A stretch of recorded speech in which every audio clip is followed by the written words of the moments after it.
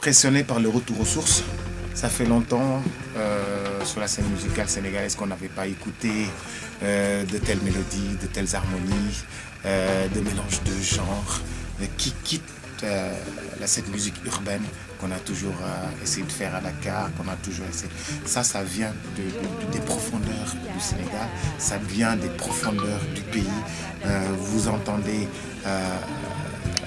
le carrefour combien le Sénégal est carrefour combien Tambacounda, vous avez l'impression d'être au Mali, vous avez l'impression d'être en Guinée, des fois vous avez l'impression d'être à Tambacounda, tout le sud-est regroupé, même des fois ça vous emporte jusqu'au Burkina. C'est carrément une musique africaine typique, tu vois, qui fait chavirer un peu les cœurs et puis qui nous amène très loin. Je retiendrai que sur le Na, que les instruments traditionnels et les instruments modernes se mélangent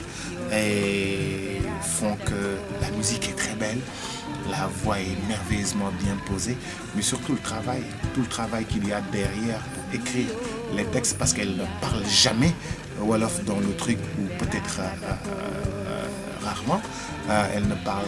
que des langues traditionnelles sénégalaise, et ça c'est à saluer parce qu'en fait il y a tout un apprentissage à faire, il y a des écritures à faire, ça prend du temps, il faut mettre l'accent, il faut travailler, ça veut dire qu'il y a beaucoup de travail derrière, et tout ce qui est travaillé pendant longtemps apporte un plus à la musique, et c'est d'une différence particulière, et c'est cette différence là qui donne une identité à Coumba Gawlo, qui a toujours été différente dans la musique, qui n'a jamais été une suiveuse, jamais. Elle a toujours été leader, elle a toujours eu son chemin, créé son style, se faire une musique à part, qui l'a fait voyager à travers le monde, qui a fait d'elle ce qu'elle est devenue avec un artiste qui a une renommée internationale confirmée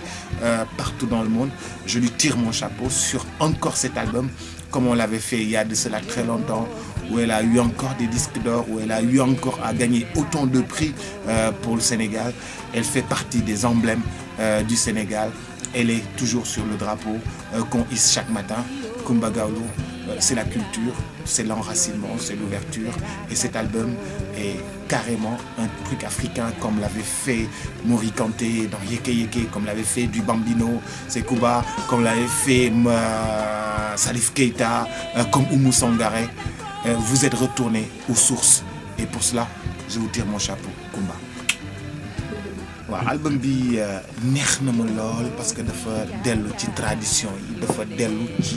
fi nga xam ni foofu la maanaam musique traditionnelle nekk, fi musique traditionnelle nekk nag mu dem fa jëli fa li nga xam ni moo fay nekk ressource pour moom, dem foo xam ne dañ fay nekk Sénégal daf fay nekk carrefour, mu mel ni des fois yaa ngi Mali, mu mel ni des fois yaa ngi Guinée, fekk yoo yaa ngi Tambacounda, fekk yoo yaa ngi Fouta, mu yóbbu la sax ba fu mel ni ay Burkina yooyu, xalaat yooyu yëpp ak bokkul ak musique urbaine bi nga xam ni moom la ñuy def tout le temps. Coumba dafa dem ci foo xam ni dafa dem puiser dans les traditions, dafa dem puiser ci li nga xam ni moom la ñu moom mooy suñu identité. Et te bett ma ci moom parce que liggéey bi dafa metti,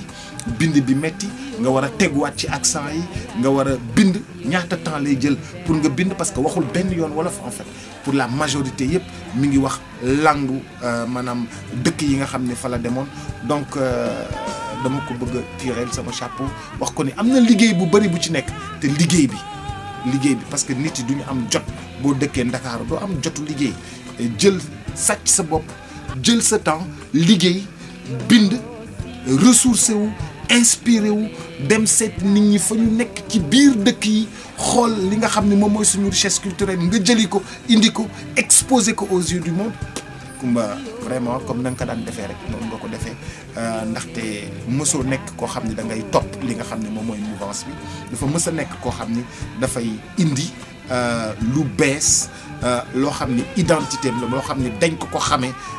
mësul nekk suiveuse. te musique bi des fois dafay am suiveuse, art bi dafay am ñoo xam ne dañuy lead, am ñoo xam ne dañ ciy topp rek di dem. Donc vous avez été magnifique ci disque bi, et vraiment am na tradition